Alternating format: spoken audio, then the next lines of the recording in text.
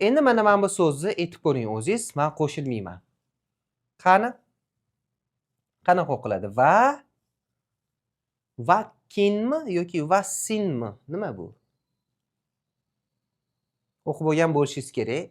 O'zingiz variantingizni qarang, qilib beraman. Ruscha s'dan keyin nima harf turibdi? S turibdi.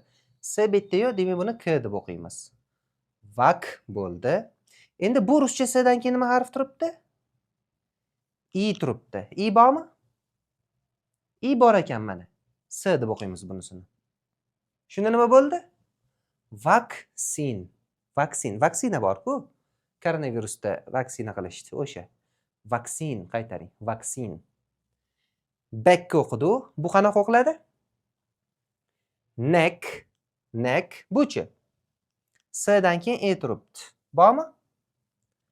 Bor. Demak buni S deb o'qiymiz. Center. Center.